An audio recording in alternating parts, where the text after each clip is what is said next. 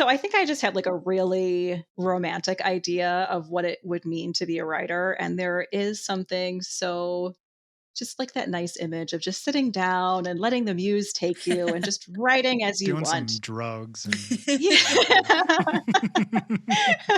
And while I did write an entire book that way, it took me like 3 years and it wound up being a garbage fire of 600 pages of nonsense that were just completely irretrievable.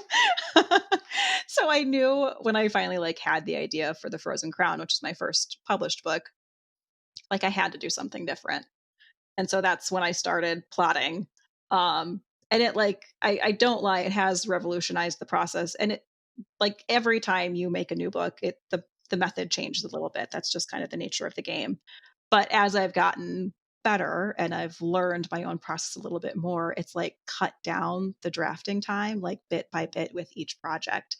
And so now I can like draft a decent first draft of a book in like 2 or 3 months, which for me is really fast.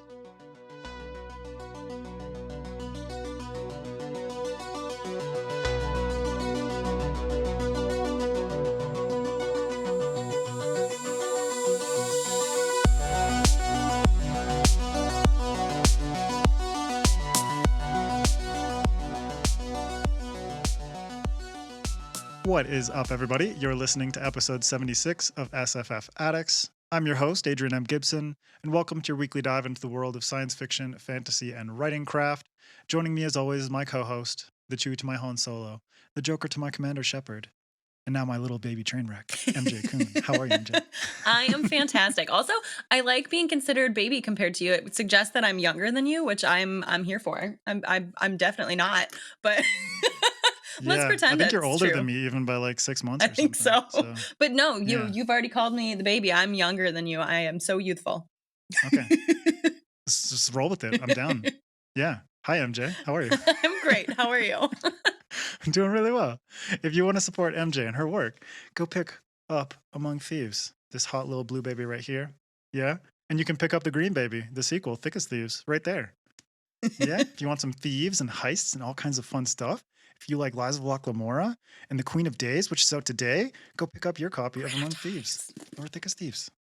As well, a quick note for everyone out there listening or watching, the official SFF Addicts Patreon and merch store are live, so check the links in the description to support what we do here. Also, don't forget to rate and review the podcast on your favorite podcast app. And subscribe to the FanFiAddict YouTube channel, where this and every other episode of the show is available in full video. And now, joining us once again is the wonderful Greta Kelly, author of The Queen of Days. As I mentioned, it released today, and it's awesome, so go pick it up. Congratulations, Yay. Greta. How are you? Thank you. I'm really good. Thank you. All right. Well, a heads up. This is part 2 of our 2-part chat with Greta, so I recommend checking out part 1 to get to know her better. Today, though, we're pulling an MJ Kuhn and plotting some shit as we dive into a masterclass on Plotting 101. So, I know many of our listeners are writers, many are also readers, but just to kick things off, if you could tell everyone, at least from your perspective, what plotting, we'll also put outlining into this umbrella, means in the context of writing. Yeah. So for me, the plot, the outline, it's like the architecture that happens like beneath the scenes that holds up the rest of the story. So for me, it's like completely revolutionized my process. I'm a failed pantser. Me too, girl. Me too. I appreciate your honesty. Yeah. So I'm really glad I found plotting. Otherwise, I think this whole writing journey would have taken a sharp left turn at some point. Yeah. So, well, we talked a little bit, you just mentioned a little bit about being a failed pantser, which, again, I feel that. Yep. What about pantsing didn't work for you? So, like, with pantsing, sometimes we Right. also call it discovery writing, which Hannah. you say Hannah. We did an entire episode with Hannah Long, HM Long, on discovery writing. But yeah, so what was it about that approach that just, I know what it was about it that didn't work for me. Yeah. So I think I just had like a really romantic idea of what it would mean to be a writer. And there is something so just like that nice image of just sitting down and letting the muse take you and just writing as you Doing want. some drugs. And yeah. And while I did write an entire book that way, it took me like 3 years and it wound up being a garbage fire of 600 pages of nonsense that were just completely irretrievable. So I knew when I finally like had the idea for The Frozen Crown, which is my first published book, like I had to do something different. And so that's when I started plotting. And it like, I don't lie, it has revolutionized the process. And it like every time you make a new book, the method changes a little bit. That's just kind of the nature of the game. But as I've gotten better and I've learned my own process a little bit more, it's like cut down the drafting time, like bit by bit with each project. And so now I can like draft a decent first draft of a book in like 2 or 3 months, which for me is really fast. So yeah. MJ, what was it that didn't work for you? Just general anxiety. Ennui, as you're fond of saying. Yeah, right. I mean, well, kind of similar for to Greta. I did not end up with a full book though. I didn't even finish it. I've tried pantsing 2 or 3 times, and I have always ended up with 50 to 60K words of nonsense that ends up going nowhere. And I always end up giving up, because it feels too heavy to try to figure out how to fix what I know I've already broken. Oh man. But also I wish. Yeah. Have you been able to mine that big one for parts at least? Because that's what I've done. I mean, I've stolen like one-liners here and there that were just too good to waste too on good my desktop. to let sit on the hard drive. But fuck, I wish I had stopped at 50K. Like I clung You went all the way to 600 on. pages. I did. And even then I was like, well, maybe it's not 1 book. Maybe it's 2. Let's just work on the first half of it and make that. No, that is not how stories work, you dummy. Oh my God. But you live and you learn. Yeah. You see, I'm a big believer that no time is wasted though. Because like you learn, maybe you just got out all the bad practices on that one 600 page one. And then, now you're just ready to crush it with all your new ones. Yeah, you learn something new from every word. And yeah, it is what it is. It's part of the fun part of being an author is that there is no one way to write a book, but that's also the bad part about being an author because sometimes you just want someone to tell you what to do. Yes. And sometimes it's like you do it well one time. Yeah. And you're like, well, this is non-applicable to what I'm doing. I know. Now. And then you break your brain on the next one. Yes. And you're like, oh, good. I finally have my process. Just kidding. Never have your process. Lies. Okay. So for you, when you found plotting and you realize like, okay, this is working for me, I can draft a book in like 2-3 months. What was it in your brain that clicked in terms of this is something that is useful for me to apply to my writing as like sort of a core approach that you can use as a foundation? Yeah. So I think a lot of it was just a change in mindset because I was kind of the rather snooty opinion that if you sat down to outline ahead of time, you were robbing all the joy out of the process. And why not just write a book report? And I just had this idea that it was like doing homework. And who the fuck wants to do homework when they're adults? Like, no thanks.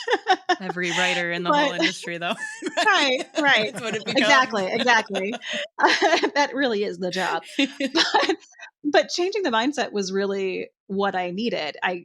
To like start approaching it as a creative exercise and less of homework and more of like storyboarding a movie. And because I'm like a visual person, like the first step in any like outlining or plotting endeavor is to start a Pinterest page and just like get a vibe for what I want the story to be and what the tone is. Yeah. So it's all in how you look at things. Yeah. You're speaking to my heart, Greta. Yeah. Like Are you a Pinterest person? No. I usually draw it like myself. Oh, okay. Yeah. So like Is that all your art behind you? Yeah, so he's one of those unfairly talented people that's good at drawing and writing, and it's not fair to the rest of us, Adrian. Leave us some skills. You got your own. Take it or leave it, man. No, but like this is the main character in not my debut book, but the book I'm going to put out after that. But he's also a character in my debut book. So it's like I drew him out to get a sense of like what does a mushroom detective look like? It's your process is your own, but whatever works really to like get you excited for a project and like ready to take it from an idea to an actual novel length work. Cause it's hard. It's hard to sustain that level of enthusiasm over 80 to 120,000 words. Yeah. Or 300,000. Right? That's the case, maybe. Infinite words. Yeah. Yes. So I think it's an interesting point and a really good point, because it's a mindset I've heard people say when I talk about being a plotter multiple times, of the idea of like, well, where's the magic then? Or like, you can't write from an outline and be creative about the book, as what someone said to me once. And I was like, okay. So I want to, that's an opinion. Yeah, I know, right? I was like, maybe they can't, right? And that's fine for them as a writer. But I want to dive in a little more. How can plotting be a tool, right, that authors are using to kind of maybe unlock the magic, right? Unlock that creativity during the process. Yeah. I think, that mindset that you mentioned, it's kind of, don't think about an outline as something that you are chained to. You can always divert from it. Like, story will always come first, even over your outline. Your outline is just the thing you use when you're not feeling super inspired, or you like write yourself into a corner and you're not sure what to do next. It's like the guidepost that you aim for when you're not sure where else to go. And let's be real, like the book you outline is going to be completely different from the book you actually write, but that's okay. It's just the thing that's going to help you get over the finish line if you're someone whose brain works like that. And then like there is that little practical business side of me that's saying, if you want to go into traditional publishing, you're going to need to learn how to outline, and you may as well learn now, because at a certain point after that first book, you're going to get to that point in your career when you're no longer writing a whole story to sell it. You're going to be writing like 50 pages and then giving, or just like give me an outline, or just an outline, and that's how you're going to make your money. So, it's kind of that balance of creativity and also like pragmatism, just to like have in the back of your mind that you may as well practice, even if you don't use it for this project. At least you know how to make one.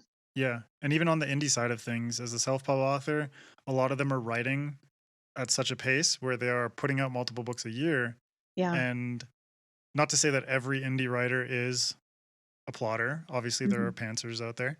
But I do think it's like, if you are putting out a higher volume of books, it also benefits to think about an approach that will set things up for you, like the lodestones of a friendship, in order to, like you said, give yourself those things to hold on to when you feel like, oh fuck, I'm falling off the mountain. I don't know what's going on here. And it's also like momentum too. So you can be as broad with your outline or as granular as you want. So like for me, I'll make the broad 7-point plot structure outline. And then once I feel like I've gotten my feet wet and I kind of know the characters, then each chapter I'll go in and make like a checklist of the things that I want to happen in each chapter. And just the like ability to check off something on a list makes my brain so fucking happy that it like that little dopamine hit. It like feeds the momentum. And like that's how I can be productive with 2 kids under 4 years old. So, Yeah. No, well, let's dig into it a little bit more in terms of process. Yeah. Can you elaborate on your process? And you already mentioned it. All three of us have mentioned it, how it's like it changes from project to project. But can you elaborate on your process and how it's kind of evolved? Sure. So I start with, so I should back up. So when I first was outlining The Frozen Crown, it was like an outline in the most loosey-goosey sense of the word. Basically, I had like gone in and just made a bullet point checklist of all the cool shit that I wanted to happen in the book. And that's how I drafted it. It has since changed over time when I learned that there's something called story structure, and hey, wouldn't it be nice to apply it to a book? And there's like a ton of different story structures out there. I mean, if you Google it, you'll find like a bunch. So just like go do your research, find the one that works for you. Yeah, Save the Cat, 7-point, hero's journey, whatever. 3-act. Yeah, exactly. And I tend to use the 7-point plot structure. It was Dan Wells, I think is his name. He's a mystery writer who kind of like made it popular. He's one of the co-hosts on Writing Excuses. Oh, he might be. Is he? I think that's Dan Wells. Okay. Well, then thank you, sir. But he like did a whole series of YouTube videos on it. And it's just like 7 broad points that many stories end up having, from your hook to your midpoint climax to like the dark night of the soul moment to the resolution. And what I like about this method is that you don't have to outline it in chronological order. Because for me, I often don't know what's going to happen in the middle, but I'll usually know the beginning and I'll know the resolution. And I'll probably know that like pinch point, the second pinch point, which is the dark night of the soul moment that I mentioned, but maybe not anything before that. And the beauty of this is that it kind of like, they're like mirror images of each other. So your hook where your character starts is always kind of an opposite place to where the story ends. And then your dark night of the soul moment is usually opposite to that part in the first act where they met the villain and came out like victorious and like wet their feet in the conflict. And you kind of just like work your way backwards until you have this very like symmetrical looking story idea that's like your jumping off point. And then once I have that, usually, at least what I have done for the book that I'm drafting right now, I wrote probably just like the first 20 or 30 pages off of that until I felt like I knew the characters well enough to start doing those like bullet point lists of things that I want, chapter by chapter breakdowns. So yeah. It makes me sound kind of anal when I I love the list bullet out like points that. I was I'm gonna not say, down with Excel, Good, but I'm I glad. love me some bullet points. Yeah. I do both. Gotta love a checklist. I'm an equal opportunity outliner. Yeah. Well, like Color coding too. Huh? So Oh yeah. yeah. Gotta love that color coding. Oh, yeah. So let's do a hypothetical. So if let's say there's a listener and they are starting a project from zero. Maybe they've never tried to write a book before, or maybe they are joining us in the arena of gloriously failed pantsers. Hello. Chaos. How would you recommend they start plotting or outlining for the first time? Would researching story structures and options there be a place where you would recommend they start, or what would be like step Yeah. one? Yeah, there's so many different plot structures out there. Choose one of the more popular ones because it's really easy online to like go look at the hero's journey and then like search for what movies were written with the hero's journey, and then you can see how those were broken down, and like, oh okay, you kind of start to understand what those story beats actually mean in the context of a narrative. And that's like just a really good quick educational thing, to which you can kind of apply to your own outline. And like I said, it doesn't have to be super granular. It doesn't have to be this whole gigantic Excel spreadsheet, although that's the way I'm moving. You can literally just start with a notebook, or like I have a bunch of note cards on my wall right now where I've plotted out a couple of books that I just haven't gotten to yet. Yeah, I've got Yeah. Post-its up on a cork board over here. Yeah. But sometimes having that visual representation can be really like, it can just like ignite something in you, like activating different parts of your brain, and letting that analytical side also have fun as your creative side is also playing. Hell yeah. So yeah. Keep them both satisfied. Hopefully that answered the question. No, it definitely. totally does. Okay. No, well, I'm building like, did I on go top of on a this. tangent? Tangents are beautiful. Building on top of that, what are some important things to keep in mind when you're plotting and creating an outline? Yeah. And what are some sort of like key pieces of story information that you can incorporate into the outline plotting process in order to help you streamline the process and figure out like the essentials? Yeah. I think like the main thing you want to go into this process knowing is that just because you outlined your story does not mean you don't have to edit it. And for me, like with the Queen of Days, I did use the 7 point plot structure, and I did outline during NaNoWriMo, which is National Novel Writing Month in November. And so I wrote the first draft of this book as a 50,000 word chunk of just essentially plot. And that's really all it was. And I knew that I would have to then go back and do at least one, probably a lot more, like 2, 3, or 4 passes for character. Because just because something happens in the plot doesn't mean that that's going to make it true for the character. And so things are going to change, and it's always kind of like a moving target as to what each draft needs. Um, so it just depends on what your approach is. If you want to be someone who's a little bit more methodical and you like that first drafting stage, then yeah, take your time. Make sure when you're doing your outline, you're also including, character arc spots and relationship arc spots and all of your subplots, and just kind of go at it that way. But if you're someone like me who kind of just likes to rip off the band-aid and get the first draft out of the way, then give yourself permission to just write a plot. and see if you like it, because, Yeah. you can edit anything. That's exactly it. Because it's really funny when we were talking to Hannah back in January. I had this realization that during the outline stages, it's kind of paradoxical, but I discovery outline. Yeah. Yeah. Yeah. Where I'm creating this outline, and I think coming up with bullet point lists makes it a bit easier to just kind of dump shit into the mix and Yeah. say like, oh, this would be really cool here, just like a quick like 1-2 sentence bullet point about such and such thing that happens, and you can kind of develop a sense for, okay, this For makes like like character and for a character, tone a and scene, or yeah. beats and movement through a scene. And then also Yeah. include information like, this is the arena that it takes place in, or Yeah. this is the time frame, so you can keep track of Yeah. like when the fuck shit is happening, or like this is what this chapter is trying to accomplish. Yeah. And so I think things like that sort of help, because my outlines generally look like, because it's like in the middle of revising my current book and planning out a free like novelette kind of thing as Yeah. like a newsletter sign up freebie. I'm kind of just like applying so many of the things that I learned, and I'm like, I'm way better at outlining this than I ever was at any of the stuff I did before. Because I'm like, cool, here's like each chapter starts with, okay, like who's the POV character? Like what perspective is it from? Is it first person, third person, blah, blah, blah. What are they trying to accomplish? What's the time frame? Where does it take place? All this different kind of stuff. And it's just like, man, I don't know why it was so much more difficult before.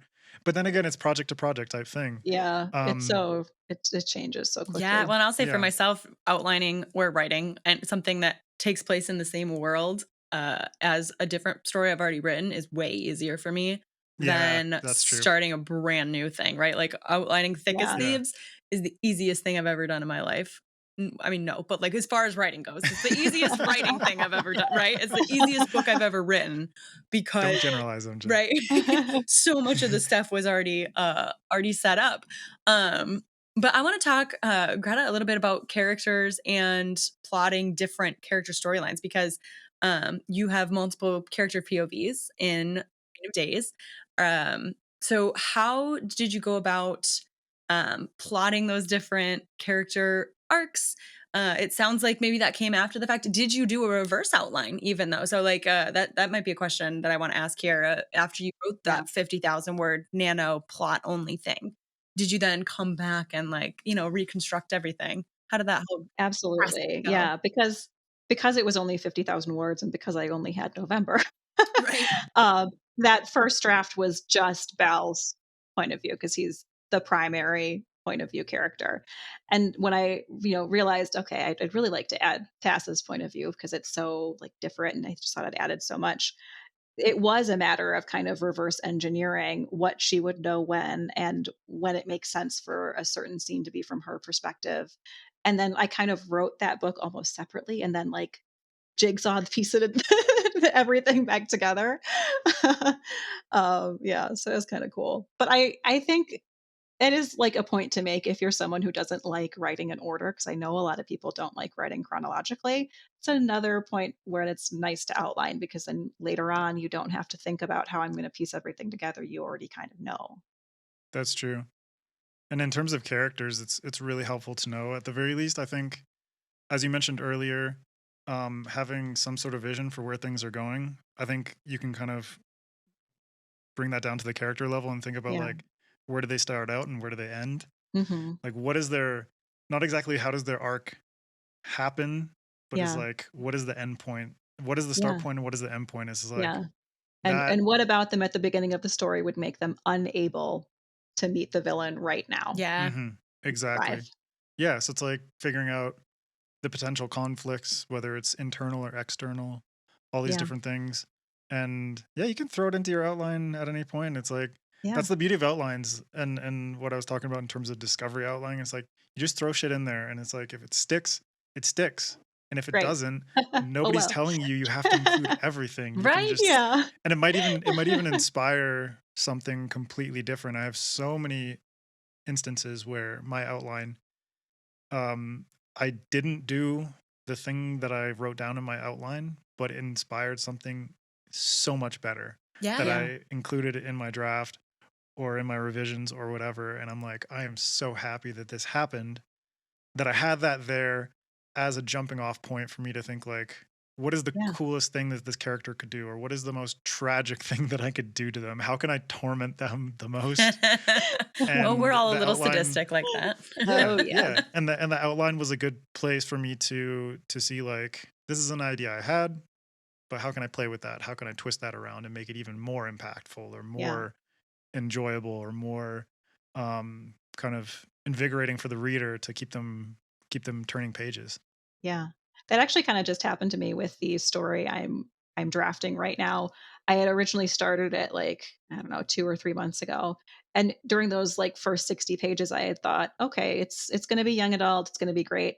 And then I had to break away from it to do edits for something else. And when I came back to it, I'm like, actually, I think I'd rather have this be an adult book. So I like aged everyone up 10 years. And like, sure, I had to get rid of a lot of stuff, but the structure of like the core idea of the story still remained pretty similar, like the mystery, at least at the middle of the story. So yeah. And don't ever feel like you're missing out on creativity just because you're outlining. No, I mean, a lot of the times it's one of the funnest stages because it is without constraints. Yeah. You know, in a lot of ways, which is kind of, again, paradoxical. I know, feel it like sounds ironic, but it's it a very is, paradoxical thing. It's a chance to it's play like the freedom before like you the get everything messy with a bunch of structuring words. things. Yeah. It's super strange. Yeah. But I kind of love it for that. It's like the same kind of kick that Hannah gets from discovery writing. Yeah. I get that from outlining. Same. Hard same. You know, and then they're one like, of us. One of us. right. Lodestones, man, lodestones. We're gonna convert Hannah one day. She's gonna get on Excel. But I think that'll never happen. All right. So you mentioned a couple times different tools. So I think it's a good opportunity to tell people about some potential tools, programs, methods, software that they could use. You know, we've mentioned like I have my sticky note, or not sticky notes, but like note cards on a corkboard, or you know, MJ will talk about Excel. Greta, do you have some recommendations, or have you seen things that other people use, other authors that you've I've heard seen a about lot of people and think are interesting, at least to say to people? I think a lot of people use Scrivener. Yep. Because they do have like a corkboard feature and all this other stuff. I am too much of a Luddite to try to learn a new computer program. So that's just me. I have a notebook right here. I have my note cards up on the wall when I feel like I want to see something from a bird's eye perspective. I've recently started using Excel. Much to MJ was very excited much when I to told MJ's her. happiness and Greta's chagrin. Yes. Exactly. Can I quickly say about Scrivener, in the context of having your whole project in one document, it's very useful to be able to drag and drop your chapters and have multiple iterations of one chapter. So basically what I do is like I've been using Scrivener for a year or two, and what I'll do is I'll just have it lined up by like chapters. I'll have my outline in Scrivener as well. I'll just drop it in there so that it's always there and I can just pop up to it and, you know, Command F and find some stuff. But then in each chapter, it's like I'll start off and be like rough, and that's like my first version. And then I'll do another iteration of it. I can just duplicate and then rename it as, you know, like first edit, and then do that again and again until that version of that chapter works the way that I want it to.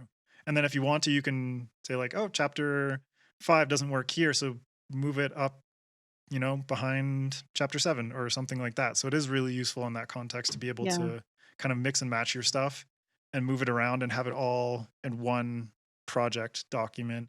But please, for God's sake, just fucking back up your stuff, because it's like not from personal experience, but I know it's like if I were to lose this thing, I would just. Oh my God! Right. Well, that would be what would scare me about having it all in one spot, and then also too, because I tried to use Scrivener as well, and I failed. I was like, I just wasted the money buying it because I think it's just not for everyone.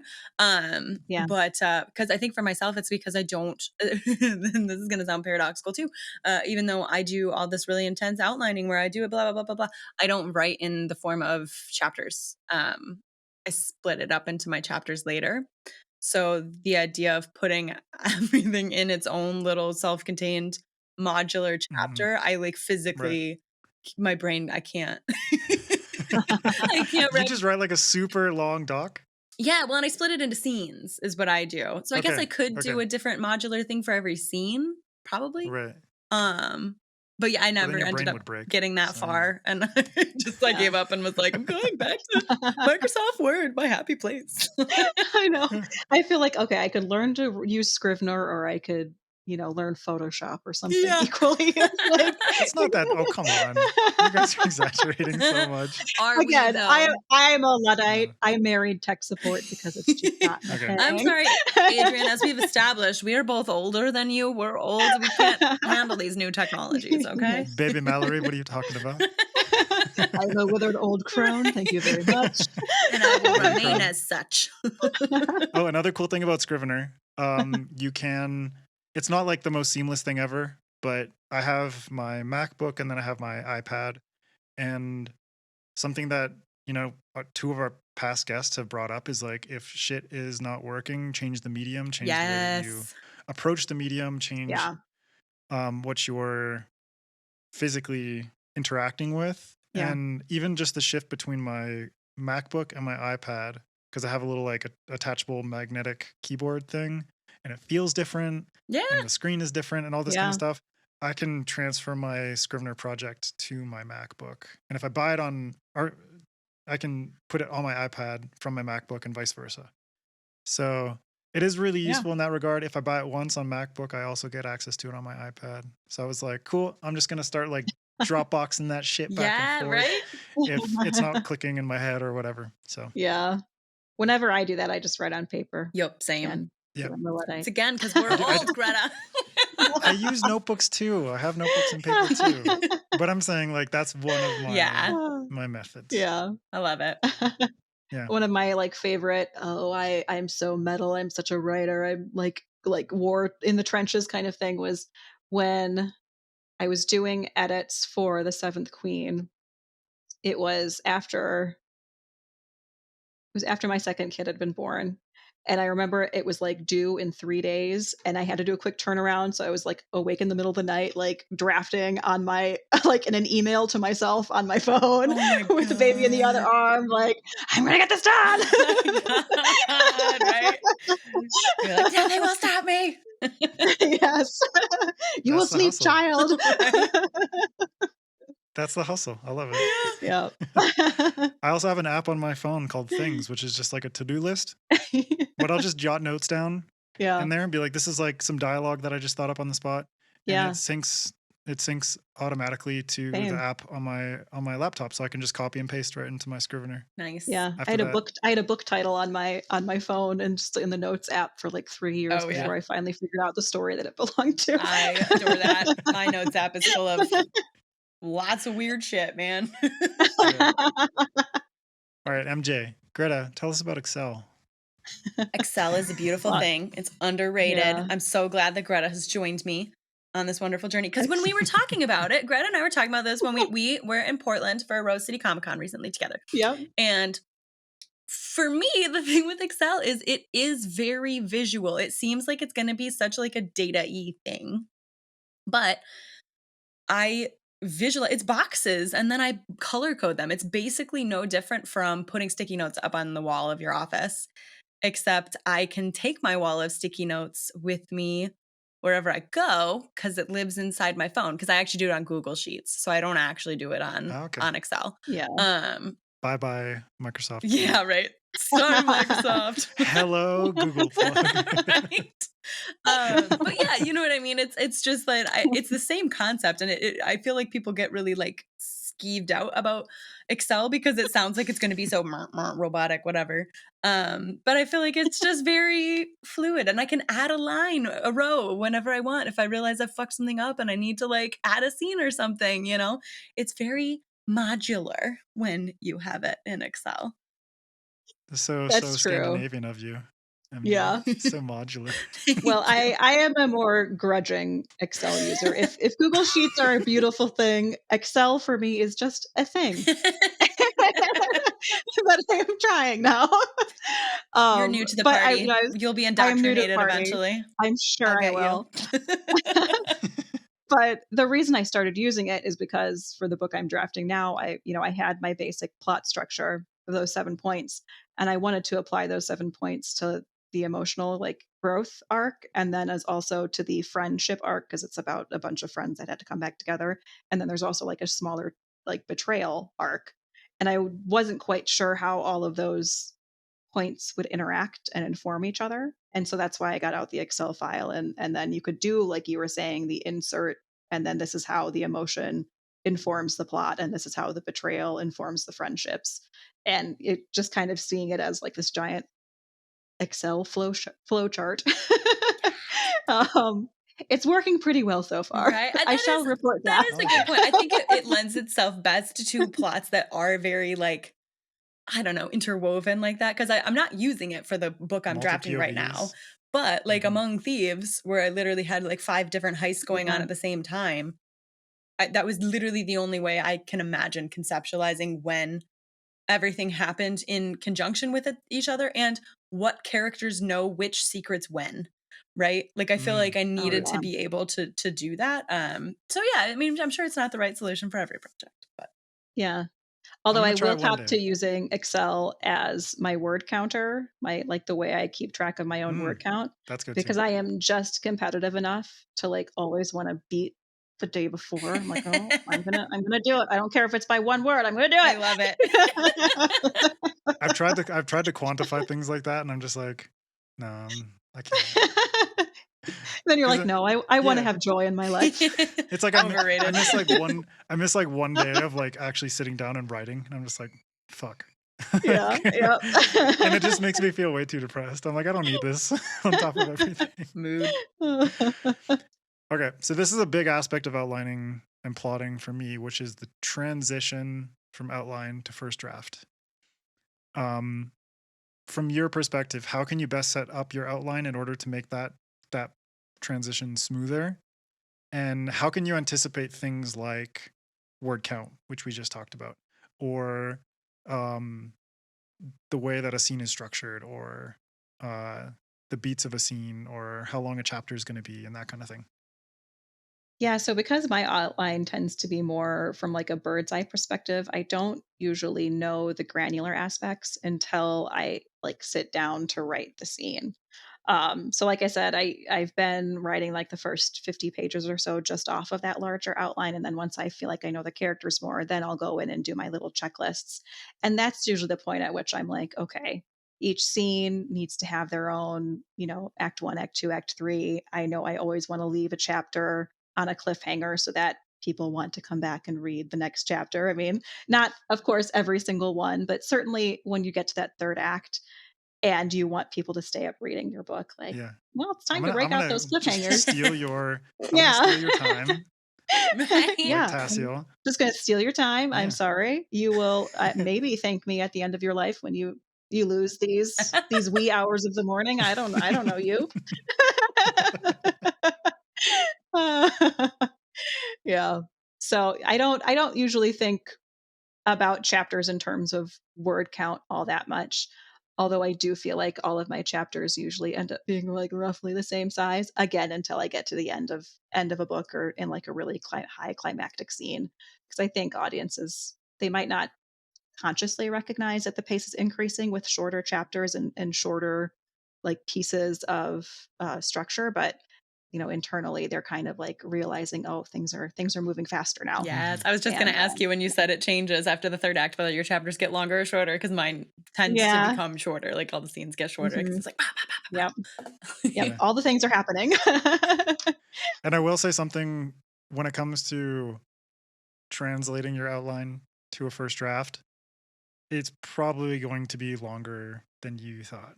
It's you have an idea of this is all the bullet point, blah, blah, blah. And then you actually apply it to a chapter and you're like, oh, wow, this is way longer than I expected it to be. I'm an overwriter for sure. Don't know if I'm jealous of underwriters, but then again, like, I think it's easier to trim something down than try to add fat to it, because usually see, I disagree. I disagree I am too. I think complete it's opposite. like maybe a grass is greener, or like a grass is less green situation. Yeah. Now for me, it's like I look at it from like a cooking perspective, where it's just like I can take these ingredients and then I can refine them into basically their essential components to give the best dish possible in this chapter. Whereas like if I underwrite something, then I feel like, and I have the nagging feeling that I have to add to it. Usually it's just like fuck, like what did I do wrong that it wasn't enough? You know what I mean? Yeah, no, I'm an It might underwriter just be too. because I'm an underwriter, and I think it's probably just because I know that I didn't add enough character motivation because people do things for reasons, I guess. So weird. Sounds fake to me. I mean, really inconvenient in my mind. Well, and world building stuff, right? Like I always have it planned before I start drafting, but I don't ever put enough of it in the first draft. I always have to come in later and add those sorry, my kids just got those home. Details. I figured I saw a little wave off camera.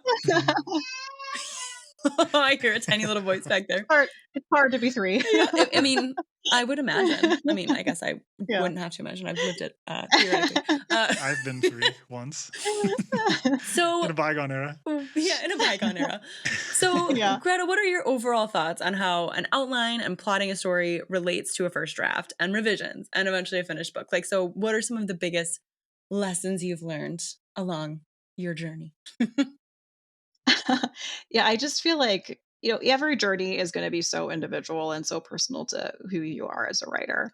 But for me, it's just meant that I'd no longer have to slog through 4 years of not being sure if this story works or not.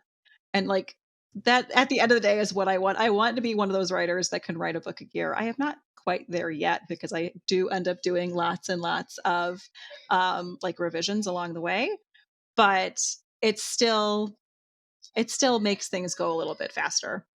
I'm sorry about all the crying in the background. Honestly, it's a great illustration point too, where you're like, I'm not quite there where I can write a book a year yet, and there's one of your adorable children is, those adorable little gremlins are why I really need to be efficient with my use of time. There you go. And because I don't have unlimited time to write. Right. When I do sit down to write, I need to be able to make the most of it. And the outline helps me do that. Yeah, I love that. That's why you wrote a book about time. Right.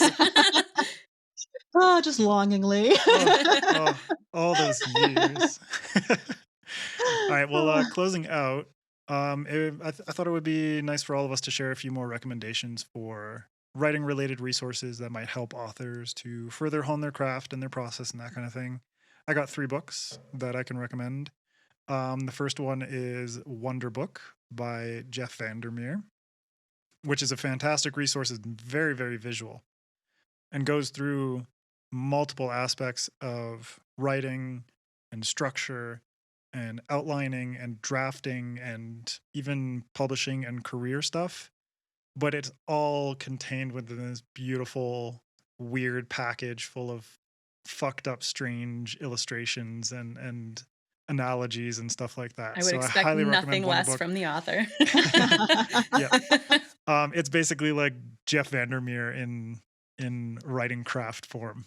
So it's great. Steering the Craft by Ursula K. Le Guin is another good one, which is very humble and in the way that Ursula K. Le Guin kind of seemed as a person and the books that she put out. Getting into some like really nitty-gritty stuff about writing, from dialogue to structure and scenes and pacing and all these different aspects, which are really, really helpful. And it's short. I think it's like 130 pages or something. So it's really to the point, but it's not done in a, bashing you over the head way, which comes to my next one, The Kick-Ass Writer by Chuck Wendig, which doesn't bash you over the head, but in a very crass package. It tells you to buck the fuck up and write and push through it and keep going. And you're going to figure out your way. Obviously you can take writing advice from other people, but writing advice is not prescriptive, or it's not Yeah, it's not prescriptive.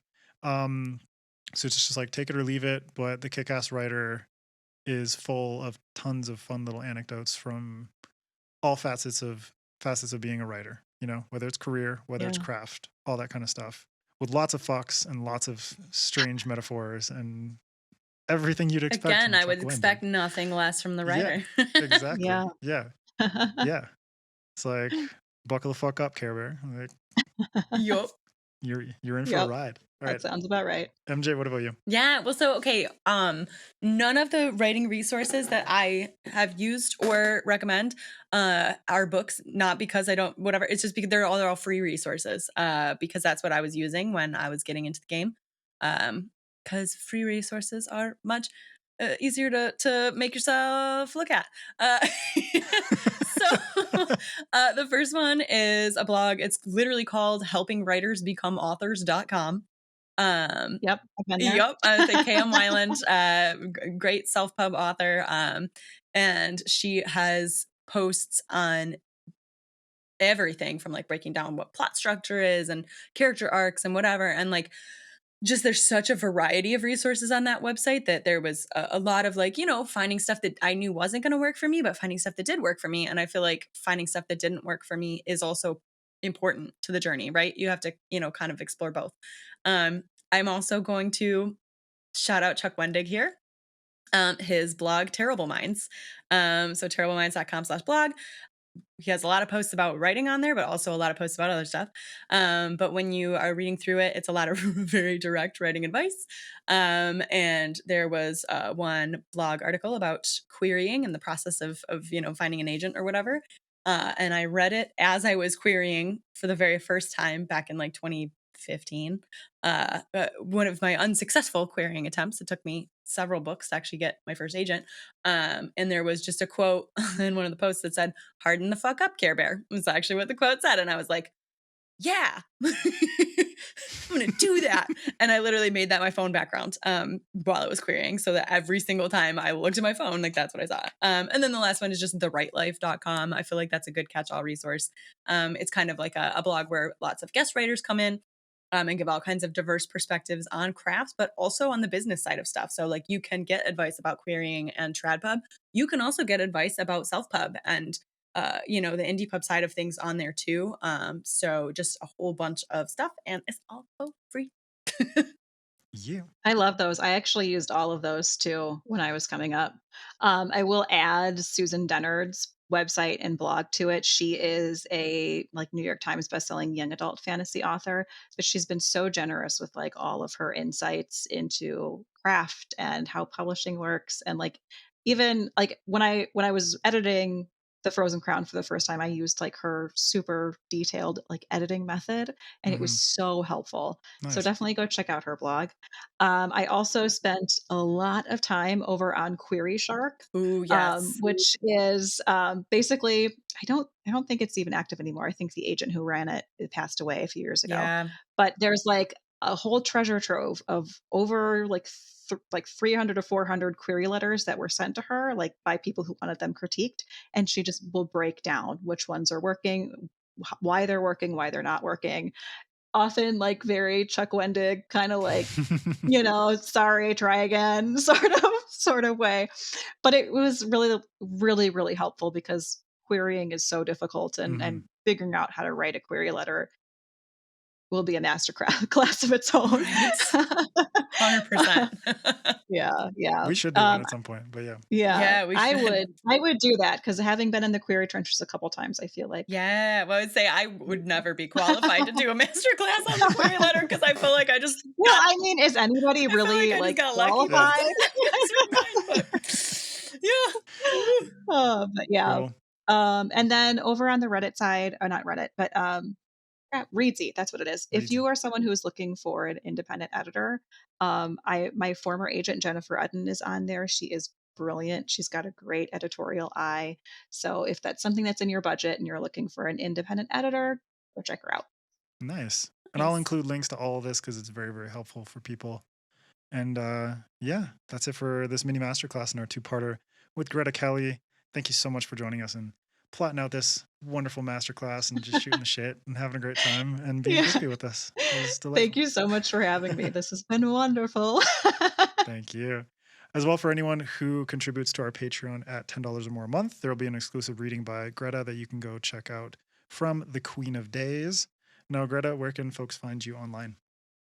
I am on basically all the social media platforms at Greta K. Kelly. I'm most active over on Instagram, but you can still find me everywhere else. Awesome. And you can also follow SFF Addicts on Instagram, Twitter, whatever you want to call it, and Threads and all that stuff at sffaddictspod, or you can follow me at Adrian M. Gibson. MJ, what about you? Yeah, you can find me across all the major socials at MJ Kuhn Books, or just head to my website, mjkuhn.com. All the links are there. And pick up Among Thieves. Yeah, and buy my books. Do it. Do it. That was very forceful of you. Right? Buy my books. Like trying to go hypnotize everybody. Go through your heist fall. Among Thieves, Yeah. Thick as Thieves, Queen of Days. I love it. Yeah. Do it. Call it Heist-tober. Heist-tober. Look at you, MJ. I'm going to make the t-shirt. I love it. I love it. I'll buy one. All right. Well, thank you, everyone.